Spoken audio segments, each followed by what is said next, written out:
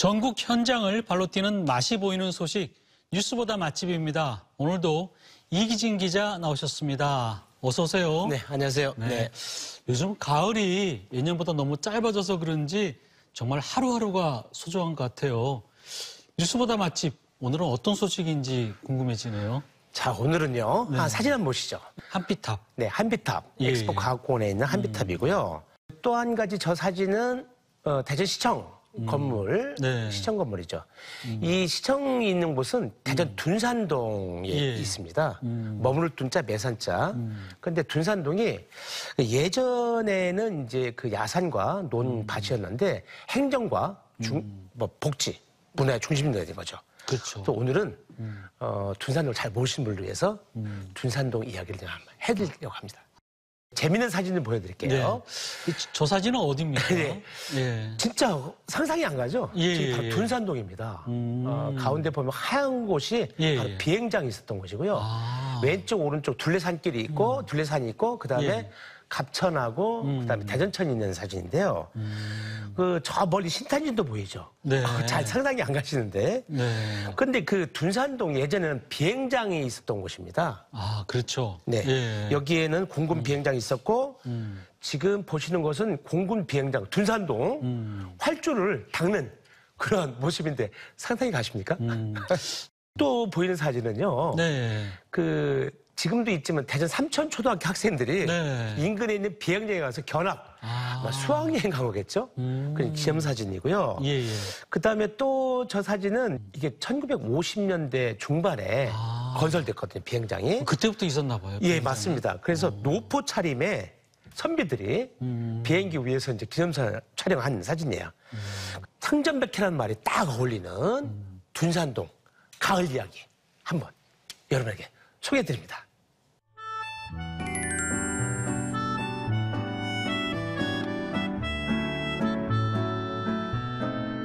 야, 이제 완연한 가을이네요. 여기가 둔산동 한복판이에요. 보니까 시청도 있고요. 자, 그런데 둔산동에 있는 공원에 왜 비행기냐고요? 이곳이 바로 보라매 공원인데, 이 보라매 공원은 1952년도 한국전쟁 때죠.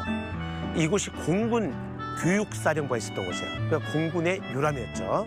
오늘은 가깝지만 아직 잘 모르는 대전 둔산동 이야기입니다. 대전 둔산은 행정의 1번지이자 최대 중심지죠. 1990년대부터 수도권 과밀 해소와 국토 균형 발전, 그리고 지역 도심을 위해서 개발됐습니다.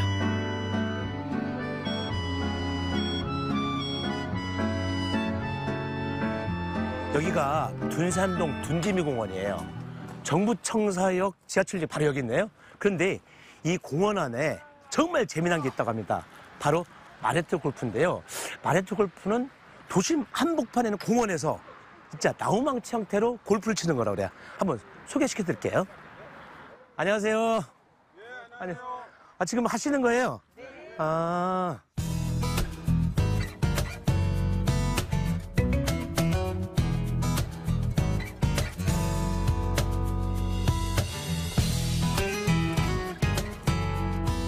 공원 하면 전부 화단 쳐서 못 들어가게 했잖아요. 맞아요. 근데 공원 한복판에서 한가운데서 이런 골프는 진짜 신기하네요. 이게 마레트 골프라는 건데요.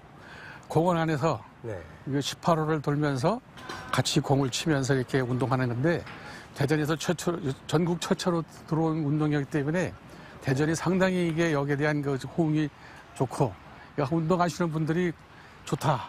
왜냐하면 걸으면서 건강을 다지고 그렇죠. 18호를 다 돌게 되면은 3,000보 정도 걷거든요. 3,000보요? 네. 그래서 3,000보를 2번 돌면 6,000보. 또 여기서 하다 보니까 서로 교제가 잘 이루어지잖아요. 그동안 몰랐던 분들도 서로 대화가 가능하고 공원이 도심에 있다 보니까 접근하기 쉽고 누구나 또 장비 하나만 가지면 평생 쓸 수 있는 그런 경제적인 그런 효과도 있거든요. 근데 저도 한번 해볼 수 있어요? 할 수 있죠. 얼마든지. 이 복장이 이렇게 관계 없습니다 해서 누구든지 한 10분만 강습을 받으면은 할 수 있습니다.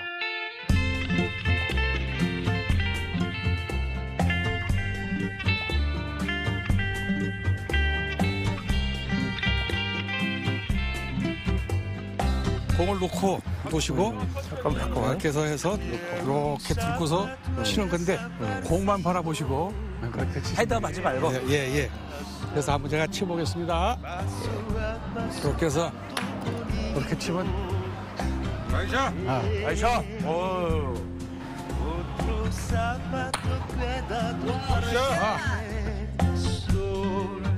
solidario. Algún día pueden encontrarlos otra vez. La, la, la, la, la. Paso a 형 간다. 간다. 약하나? 와, 이게 진짜 친자연적 골프네. 이 솔방울이 막아서 홀인원 안 된 거 아니야, 그죠? 아, 이게 그냥 떨어져 있으면 또 대다가 안 되기도 하고. 야, 자연 속에서. 야, 매력적이네. 어? 계절의 변화를 온몸으로 느끼면서 건강도 챙길 수 있는 그야말로 일석이조의 즐거움이 있는 도심 공원입니다. 대전 둔산의 특징하면 다양한 공원들이 빌딩 숲 사이사이 쉼표를 찍듯이 조성되어 있다는 거죠. 여기가 그 정부 대전청사하고 대전시청 사이에 있는 또 공원인데요. 샘머리 공원의 자연마당. 예전에 여기는 그 콘크리트 바닥이었어요. 그래가지고 뭐 열도 나오고 반사열 때문에 도심 열섬 현상을 일으켰던 것이죠. 그런데 여기를 다양한 생태, 습지도 조성하고 나무도 심고 그다음에 잔디밭도 조성하고 그리고요. 요 밑에가 텅 비어 있어요. 저수죠. 그래서 비가 많이 오면 이 물을 모아다가 지하수로 활용하기도 하고 그런 곳이에요. 또 다른 명물이죠.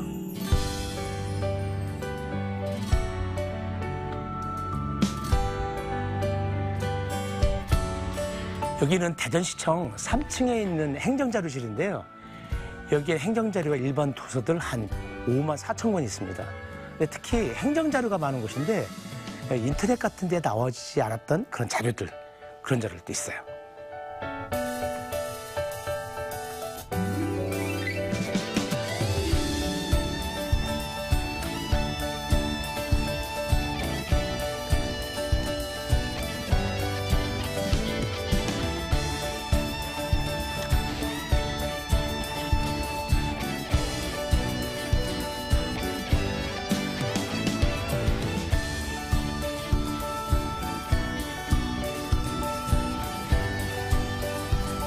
그리고 러시아 노르시베르스크 자매도시죠.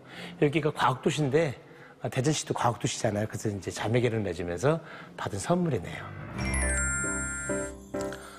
둔산의 자랑 녹지 공간을 둘러보고 출출한 허기를 달래러 찾았습니다.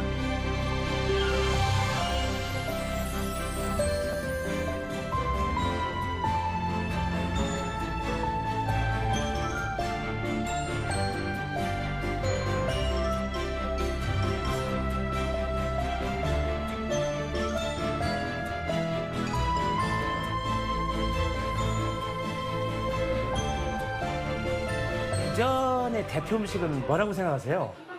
어떤 분들은 뭐 그냥 뭐 매운탕, 그다음에 돌솥밥, 그리고 육개장, 설렁탕, 뭐 그다음에 구죽 뭐 이렇게 뭐 묵 같은 거 말씀하시는데 저는 진정한 음식은 칼국수하고 두부두루치기 아닐까 그렇게 생각이 듭니다. 제가 오늘 그거 먹으러 왔는데요.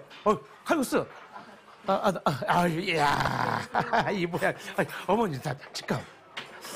사장님이시죠, 사장님? 네. 저 진짜 한 가지 여쭤보고 싶은 게 있는데, 아니, 저도 음식 전문 기자지만 진짜 궁금한 게 대전 시민들은 왜 이렇게 칼국수를 좋아하시는 거예요? 원래 저기 대전이 칼국수집이 많잖아요. 옛날 저희가 처음 시작할 때는 분식날도 있었어요. 분식날 있었죠? 예. 그러니까 매주 수요일은 일주일에 한 번, 수요일은 분식날 이렇게 정해갖고, 예, 저희 아버지 때부터 원래 그렇게 했었어요. 그래서 밀가루 보급이 많이 된 것 같아요. 예. 근데 이 집 칼국수 보면 벌써 침이 고르는데 이 나름대로 좀 뭐랄까 맛의 비법? 국물이 맛있죠. 담백하고 멸치에다가 또 저희 멸치하고 네. 거기에 이제 뭐 다시마 뭐 그래도 나름대로 들어가는 게 좀 많아요. 네. 많고 이게 오래 또 달구는 물. 그냥 설 끓이지 않고 몇 시간씩 달구는 물. 몇 시간씩 그러니까 물을 옛날 어른들 뭐 물 달군다 이렇게 얘기하죠. 달군다. 그러니까 뭐 설 끓여서 내는 게 아니고 네. 오래도록 달구는 물이기 때문에 이 깊은 맛이 나죠.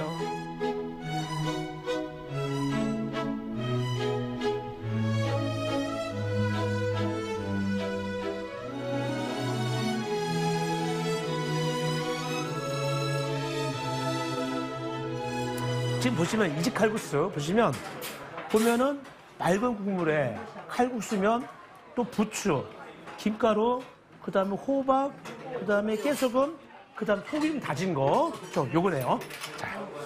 자, 진짜 제가 기자 생활 34년 하면서 이 많이 먹은 메뉴가 바로 칼국수. 그러다 보니까 그 칼국수는 정말 저하고 뗄래야 뗄 수 없는 그러한 메뉴가 된 거죠.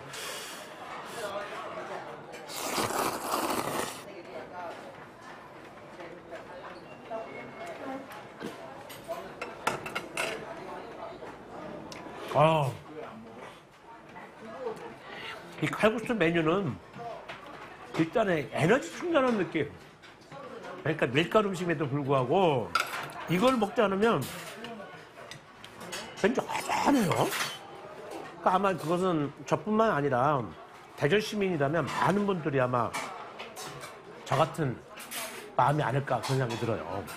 대전 지역 칼국수집에 가면 꼭 등장하는 게 메뉴가 두부 수육인데 칼국수만 갖고 있는 영양의 어떤 다소 미약함 이런 거를 보완해주기 위해서 고기도 등장을 하고 두부도 등장한 거 아닌가.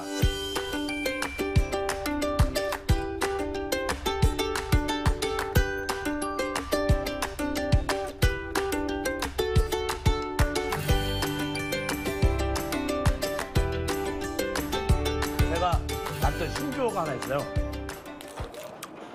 이 집의 오합지졸 뭐냐면요, 이 상추에 수육, 새우젓, 상추, 수육, 새우젓, 여기에 양파, 집에서 만든 고추장 5개를 합치면 어떻게 된다? 졸도한다. 그래가지고 5개 합친 맛을 알면 졸도하는 맛이다. 그래서 오합지졸이라고요.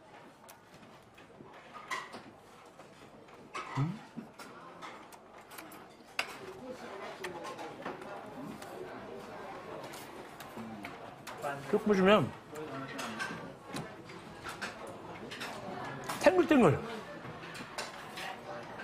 기계가 3, 살코기가 7, 3대질의 비율을 제가 가장 좋아하는데 겉으로도 부드럽고 입안에 들어가면 육즙이 쫙 입안에 퍼지고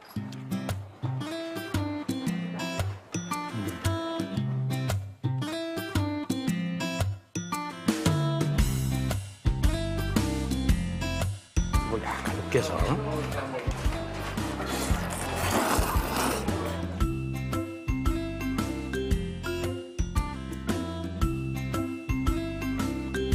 아우 진짜 부드러워요. 정말 부드럽고 착착 씹히고 감기는 맛이 아우 정말 생각나게 하는 그런 맛. 대전에서 이제 저 업그레이드 시키고 브랜드화 시키고 술을 탈증시켜서 정말 그 대전의 명품 음식으로 성장해 나가기를 원합니다.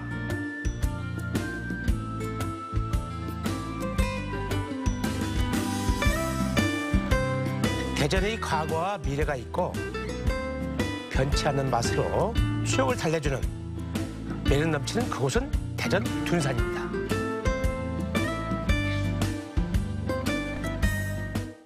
대전의 명물 칼국수. 사실 뭐 수육도 저기는 맛있지만 예. 저도 아는 맛이다 보니까 더 생각이 나네요. 맞습니다. 예. 대전의 대표 음식을 뭐 설렁탕, 묵 이런 거 얘기하지만 그래도 가장 많은 곳이 이제 칼국수고 많은 시민들이 찾는 곳이 음식이 이제 칼국수고 두부두루식이죠.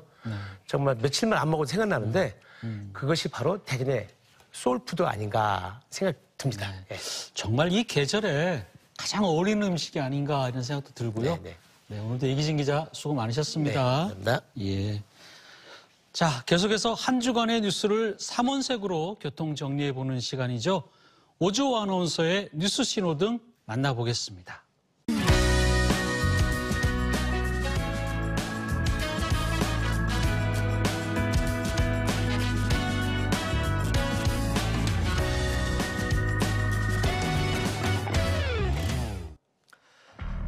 네, 복잡한 세상 속 넘치는 뉴스, 한 주간의 이슈들을 말끔하게 교통정리해드리는 시간입니다. 이번 주 뉴스 신호등 지금 출발해보죠.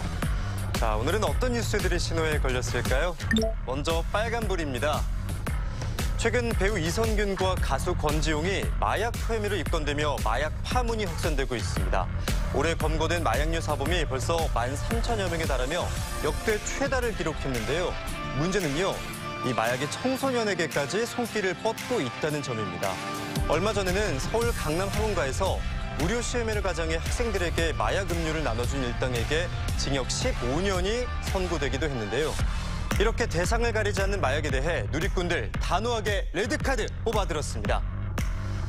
마약 청정국은 이제 옛말이네 청소년 마약부터 싹을 잘라야 될 듯 등의 반응을 보였습니다. 청소년과 고령층에서 빠르게 늘어나고 있는 마약 범죄, 정지 빨간불 들어왔습니다. 자, 그럼 이번에 노란 신호등 한번 살펴보겠습니다. 자, 노란 신호등 위조 신분증입니다. 술집에서 손님이 너무 어려 보이는 경우엔 신분증을 요구하게 되죠. 그런데 위조한 신분증으로 술을 마시는 청소년들이 문제가 되고 있습니다. 위조 신분증으로 주류를 구입하는 청소년들 때문에 3년간 7천여 건의 영업정지가 발생했는데요. 자영업자들은 억울함을 호소하지만 3년간 행정처분이 면제된 경우는 단 3%에 불과했습니다. 이 같은 어이없는 상황에 누리꾼들 옐로카드 보여줬는데요. 자, 반응 한번 살펴보죠. 속인 사람은 보호받고 속은 사람이 처벌을 받네. 피해자만 2번 죽이지 말고 법 개정 좀 하자 등의 반응을 보였습니다. 청소년들은 술을 입에 댈 생각도 하지 말고요. 자영업자분들은 더욱 조심하시라는 의미에서 경고 노란불 들어왔습니다. 자, 마지막 초록 신호등 살펴보겠습니다. 보이지 않는 곳에서 선행을 베푸는 기부천사들이 나타났습니다. 2019년부터 서천군 마서면에 쌀을 보내는 기부자가 올해도 쌀 20포대를 보낸 건데요. 또 지난해 9월부터 대전시 동구 행정복지센터에 돈 봉투를 두고 간 기부천사도 조명을 받고 있습니다. 듣기만 해도 기분이 좋아지고 마음이 따뜻해지는 소식에 자, 누리꾼들 사이에서도 초록빛 클로버 활짝 피어났습니다. 많이 가진 사람보다 나누는 사람이 진짜 부자인 듯 요새 우울했는데 이런 소식 더 많이 보게 되기를 등의 반응을 보였습니다. 삭막한 세상에 담비와 같은 기부천사들의 날개짓에 초록 신호등이 켜졌는데요. 자, 앞으로도 기부천사들은 8차선대로 그대로 쭉 직진하시면 좋겠습니다. 빨노초, 이 세 가지 신호로 교통정리해드리는 뉴스 신호등. 이번 한 주도 생활 속의 상식과 질서 잘 지켜주시기 바랍니다. 지금까지 뉴스 신호등이었습니다.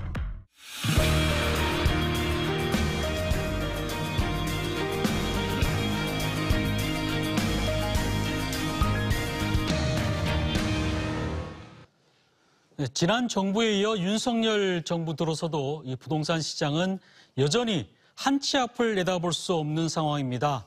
안개 속 부동산 시장, 과연 출구 전략은 무엇인지 짚어보는 시간 마련했습니다. 오늘 함께 토론해 주실 두 분 소개해드립니다.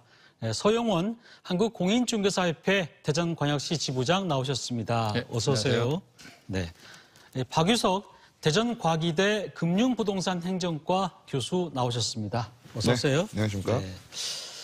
지금 주택을 가진 사람이나 새롭게 구입하려는 사람 모두 가장 궁금한 게 현재 부동산 시장이 어떻게 움직이는가 하는 부분일 겁니다. 주택담보대출 금리가 상승하면서 부동산 시장이 얼어붙었다 하면서도 또 주택 가격은 또 일부 오르는 곳이 있거든요. 지금 대전과 세종, 충남의 주택시장 어떤 모습을 보이고 있는지 먼저 좀 여쭤보겠습니다. 네. 우리가 과거에 이제 부동산 시장의 변화의 상황을 좀 보면요. 우리가 서울 수도권 중심으로 우리나라의 부동산은 흘러간다라고 하는 시절도 있었고요. 또 서울 수도권과 지방이 좀 다른 양상을 보인 적도 있었습니다. 근데 최근에 부동산 시장은 뭐 잘 아시겠지만 급격한 좀 하락을 좀 겪었고 그 이후에 올해부터 약간 다시 올라오는 그런 모양을 좀 보이고 있는데요. 전국적으로 본다면 수도권과 지방이 같은 양상으로 움직이고 있다라고 좀 말씀을 좀 드릴 수 있을 것 같아요. 근데 다만 세종 같은 경우는 최근 한 2주간 주간 매매 가격을 보면 조금 떨어지는 걸 좀 나타내고 있는데요. 뭐 매매 시장 같은 경우는 우리 대전, 세종, 충남 지역의 경우에는 전국과의 흐름과 비슷하게 계속 상승하고 있는데 세종의 경우만 좀 다르다라고 정리가 될 것 같고요. 분양시장 같은 경우는 우리 대전 지역 같은 경우 작년에 미계약, 미분양 물량이 좀 많았어요. 근데 올해 이제 1분기부터 이 미분양 물량이 좀 해소되기 시작을 했고요. 지금은 많이 해소된 걸로 좀 나타나고 있는데요. 이러한 부분들도 전국적인 상황과 비슷하다라고 볼 수 있을 것 같습니다.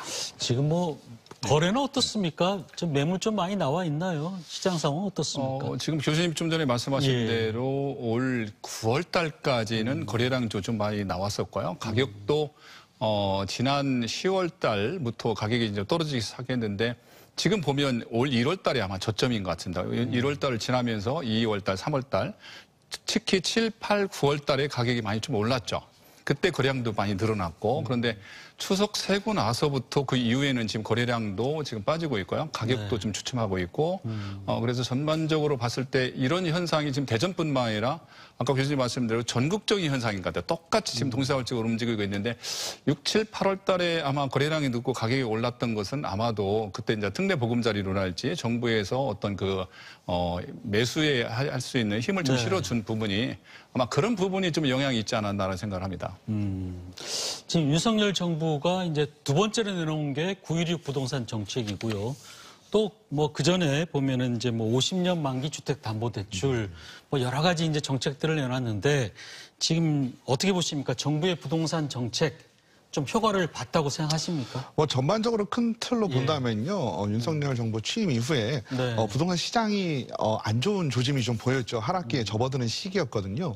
그러니까 급격한 하락이 예상되었기 때문에 어떻게 보면 부양책을 지금까지 계속 일관되게 시행을 했습니다. 그래서 문재인 정부 때 어떻게 보면 이제 규제를 강화시켜놨던 것들을 거의 다 완화했고, 그리고 최근에 이제 9.16 대책 같은 경우에서는 이제 공급에 대한 얘기를 조금 강조를 한 건데, 실질적으로 본다면은 우리 실수요자들, 그러니까 내가 주택을 구매하고자 하는 분들보다는 실수요자들이 구매를 할 수 있도록 공급, 좀 간접적인 대책이라고 좀 볼 수가 있어요. 그래서 민간과 공공에서 주택 공급을 확대하겠다라고 했는데, 어떻게 보면 우리 수요자들에게 직접적인 혜택이 갈 수 있는 포석과 같은 정책이었다라는 평가가 좀 있습니다. 그래서 9.16 대책 이후에 후속 조치를 통해서 실질적인 어떤 혜택이 돌아갈 수 있는 대책이 나올 거로 보고 있습니다. 어때 시장에서는 좀 뭐 반영이 됐습니까? 교수님이 말씀하신 건 이제 긍정적인 부분에 대해서 좀 말씀을 좀 드렸고요. 저희들이 이제 현장에서 봤을 때는 또 반대급부적인 문제는 뭐냐면 이번에 이제 6.16 정책 어떻게 보면 윤석열 정부 들어서 크게 보면 두 번째 이제 정책이 발표했었는데요.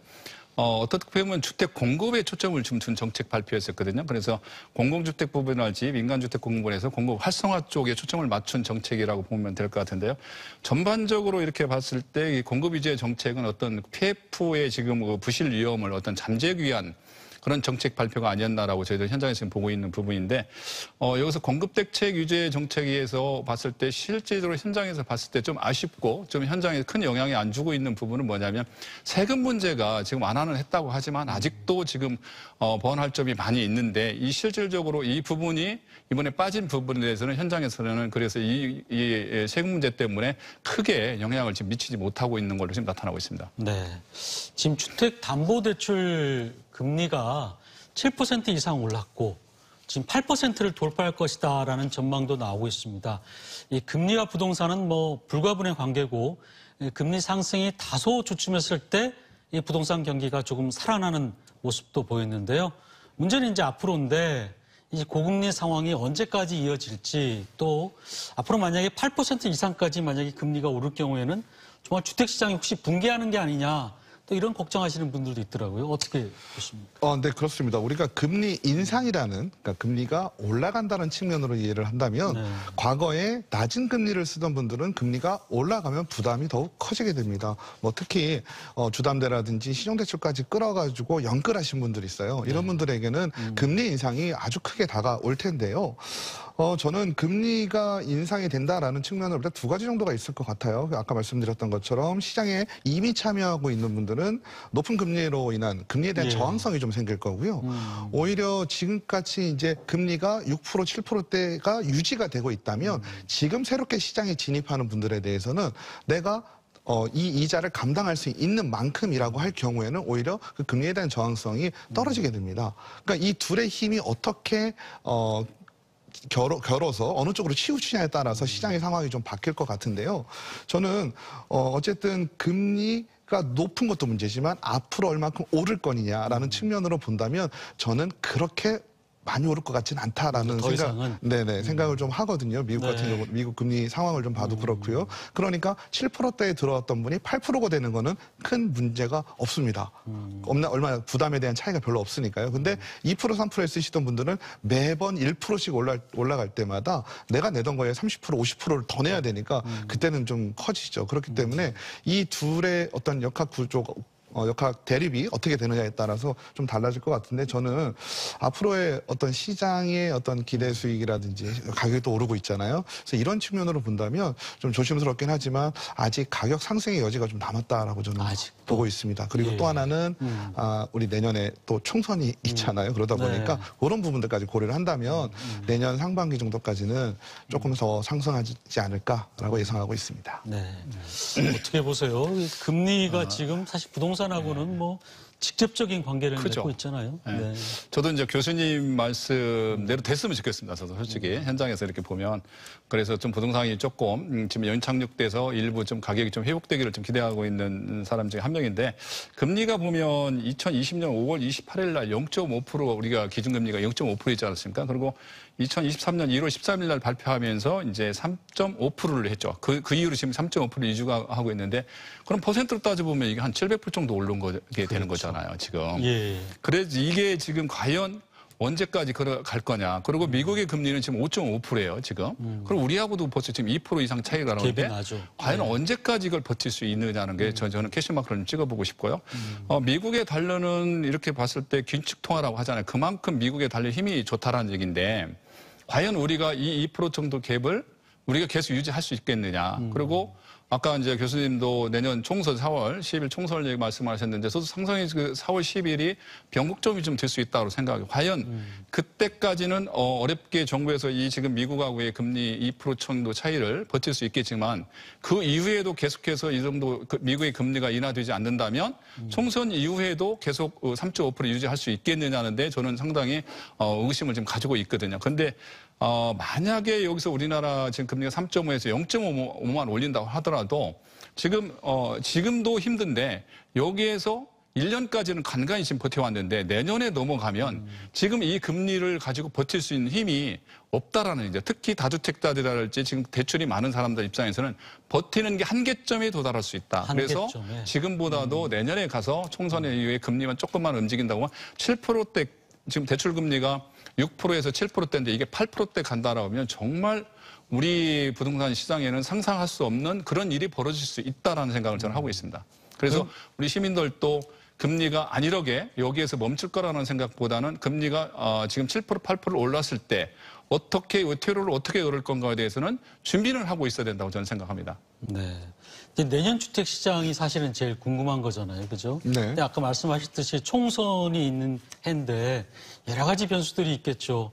어떻게 전망하십니까? 내년 주택 시장 좀 뭐 상승, 하락 뭐 여러 가지 변수가 있겠지만 그러니까 우리가 지금 1분기 때, 2분기 때 얘기했던 것 중에 어쨌든 지금 금리 얘기가 나왔지만 그 미국의 금리에 계속 쫓아가다 보니 미국의 금리가 언제 하락할 것이냐, 하락세로 돌아설 것이냐에 대한 관심이 가장 높았습니다.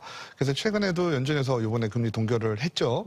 하면서 이러다가 또 그럼 내년 상반기 때 또 하락으로 전환되는 거 아니냐라는 또 기대가 또 솔솔 나오고 있는 중이거든요. 근데 내년 상반기는 우리가 이제 내년 총선과 어떻게 어떻게 보면 시기가 또 맞물리게 됩니다. 그래서 만약에 지금 예상하고 있는 만약에 금리의 어떤 터닝 포인트가 생긴다라고 할 경우에는 총선 이후에 오히려 가격이 상승할 수 있는 요인이 될 수도 있죠. 근데 지금 뭐 많은 분들이 또 다른 전문가분들도 좀 극단적인 말씀을 많이 하시는 분들도 계십니다. 그만큼 부동산 시장이라는 것 자체가 예측하기 어렵지만 어쨌든 시장의 상황 그리고 전반적인 국제 정세와의 어떤 역학관계 이런 것들도 다 고려가 좀 돼야 되기 때문에 근데 저는 금리 인상이 된다라고 할 경우에는 가격 상승의 여지는 충분하다라고 좀 보고 있습니다. 네. 가격 상승할 여지가 있겠습니까? 어떻게 보세요?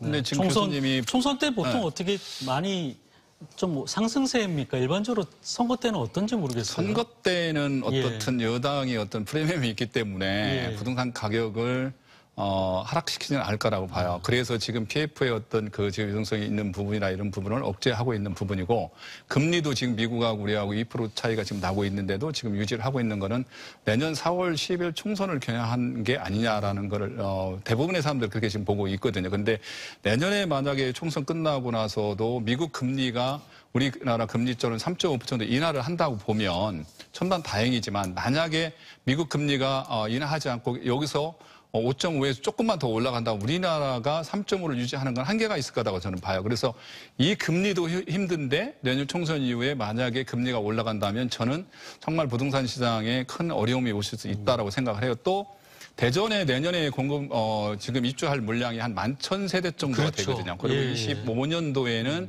한 18,000에서 19,000세대 정도의 입주 물량이 지금 대기하고 있기 때문에 대전의 부동산 시장은 내후년까지 아마 큰 시장이 쓸 수도 있다라고 저는 보고 있기 때문에 거기에 대한 준비도 좀 할 필요가 있다. 제가 조금 이따 그거 한번 다시 한번 여쭤보겠습니다. 지금 여당에서 서울 주변 도시들을 이제 서울로 편입시키는 메가 서울 정책을 추진하고 있잖아요. 근데 그러다 보니까 수도권 부동산 시장도 조금 들썩인다 이런 얘기도 나오는데 이게 충청권에도 영향을 줄까요? 어떻습니까?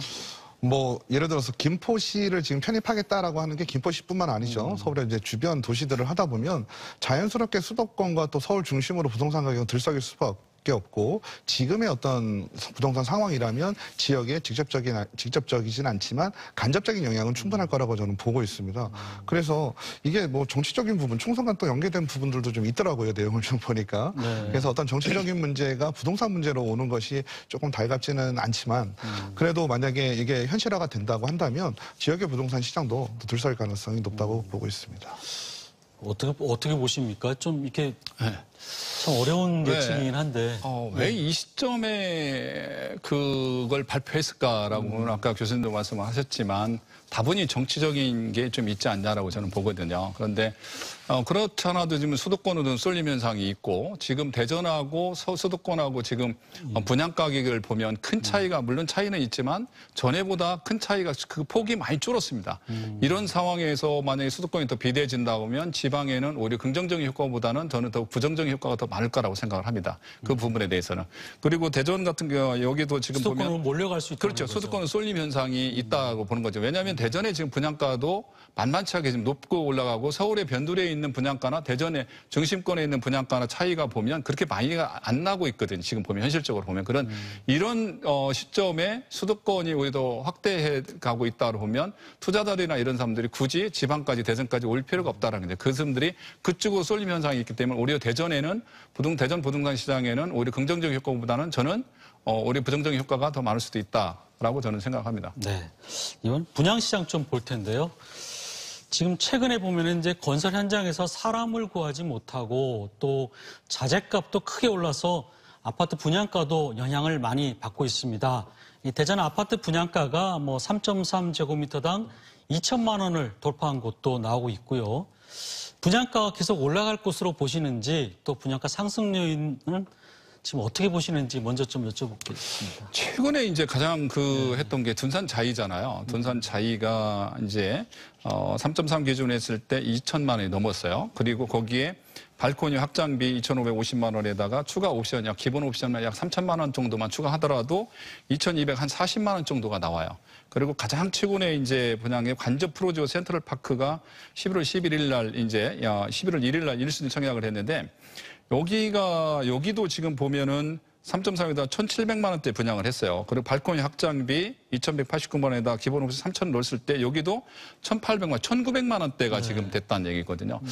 물론 전반적으로 이렇게 봤을 때 건축비 상승이랄지 인건비 상승이라는 거는 전반적으로 봤을 때 분양가가 오를 수밖에 없는 여건은 맞다라고 봐요. 지금 이스라엘 사태라든지 우크라이나 사태라든지 이런 거 봤을 때 원자재 가격 상승이나 이런 게 심상치 않기 때문에 그런데 과연 그 원자재 가격 정도가 이 정도로까지 부동산 가격을 올릴 수 있었나, 분양가를 올려야 되는가 하는 거에 대해서는 상당히 좀 의구심을 많이 가지고 있고요. 그런데 그렇지만 지금 이 분양가는 역사적으로 이렇게 봤을 때 한 번 올라간 분양가가 내려온다는 건 쉽지 않다. 그래서 앞으로 이 지금 관주 프로지오에서 이 정도에서 이번에도 분양에 성공을 했거든요. 그렇다고 보면 타 지역에서도 분양하고 있는 신규 물량은 이보다 더 높게 나올 확률이 가장 높다라고 저는 보고 있기 때문에 대전시장의 부동산 가격도 만만치 않다. 그리고 부동산 분양 가격이 떨어지지는 않을 거다라고 보고 있습니다.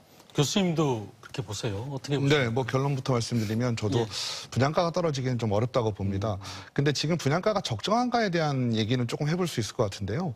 우리가 일반적으로 원가 계산법을 한다면 원가가 들어가는 부분, 원자재 아니면 노무비, 뭐 기타 뭐 이런 거를 원가를 계산을 해서 이윤을 붙여서 적정 가격을 설정을 해야 되는데 지금의 분양가는 어떤 원가라기보다는 매매가 대비 얼마 이런 식으로 가는 것 같습니다. 그러니까 지역에 따라서 그 지역의 이제 아파트 가격이 좀 다르죠. 그러다 보니까 지금 나타나는 분양가만 보더라도 뭐 무조건적으로 떨어지지 않는다라고 할 경우에는 먼저 둔산자이 같은 경우가 더 먼저 분양을 했으니까 그럼 이번에 했던 관저 프로지오 같은 경우도 뭐 가격이 거의 비슷해야 되는데 주변 시세와 어떻게 보면 맞물려서 1,700만 원 정도 선에서 이제 확장비 빼고요. 그 정도로 결정이 좀 됐거든요. 근데 우리가 그 전에 2022년도에 있었던 우리 용문지구 같은 경우도 높은 분양가 얘기가 좀 나왔었는데요. 그거는 좀 오래 재건축이다 보니까 오랫동안 좀 끌고 왔었습니다. 근데 그때 분양이 좀 어려웠던 이유가 규제 때문이었습니다. 우리가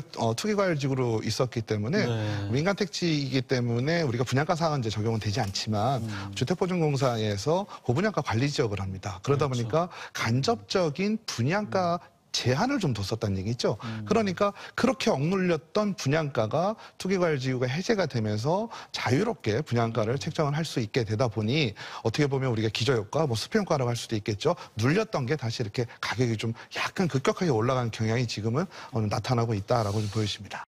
대전 같은 경우는 앞으로 뭐 10,000세대, 20,000세대가 계속 지금 들어오지 않습니까? 지금 시내 나가봐도 재건축, 뭐 재개발하는 곳이 한두 곳이 아니더라고요. 그런 저희들이 상식적으로 생각했을 때, 야, 이거 공급 과잉이 되는 게 아니냐. 그럼 지금 앞으로 아파트 가격이나 이런 가격은 어떻게 될 것인지 궁금한 부분도 있고, 내가 지금 집을 사야 되는지, 또 분양을 받아야 되는지, 아니면 지금 팔아야 되는지, 여러 가지 생각하시는 분들이 있는데, 그 부분에 대해서 마지막으로 저희가 좀 얘기 좀 듣고 싶어요. 참 어려운 질문인데요. 제가 봐도. 근데 지금까지 저도 이제 방송에서 계속 말씀드릴 때 교수님이랑 똑같이 뭐라고 말씀드리냐면 기존에 있는 아파트 가격보다는 그래도 분양 가격이 저렴하기 때문에 내 집 마련하려면 분양을 한번 관심을 가지고 분양을 통해서 내 집 마련을 하는 것도 기회를 잡아라라고 말씀을 드렸는데 지금은 보면 기존 주택 가격보다도 우리 분양 가격이 더 높은 경우가 지금 많습니다. 그래서 옛날에처럼 이제 분양에 청약이 당첨되면 로또라는 시절은 끝난 것 같습니다. 그래서 7, 8, 9월 달에 지금 거래량이 아까 많았다고 말씀을 드렸잖아요. 그 거래량이 많은 매수자들을 보면 그분들이 기존의 주택들을 많이 매수를 했어요. 왜냐하면 최근에 분양한 가격들이 2천만 원대를 호가하다 보니까 그 가격에 들어갈 수도 없고 또 당첨되기도 어렵고 그 가격에도 그래서 기존에 있는 가격의 매수에 뛰어드는 것 같아요. 그래서 저희가 봤을 때는 전에는 기존에 있는 아파트 가격이 오르고 신규 아파트 가격이 싸서 기존 주택 가격이 신규 분양 가격을 끌어올렸다 보면 지금은 역전이 됐어요. 신규 분양 가격이 기존 주택을 끌어올리는 역전 현상이 됐기 때문에 지금 같은 현상에서는 굳이 신규 분양만 으로만 내 집 마련할 계획을 잡지 마시고 기존 주택에서 낙폭이 큰 아파트에서 아직도 가격이 오르지 않은 이런 지역의 아파트를 기존 주택을 이용해서도 내 집 마련하는 것도 좋은 기회다라고 전에 얘기했던 것보다 반대로 지금 말씀드리고 싶습니다. 네. 교수님 어떻게 보십니까?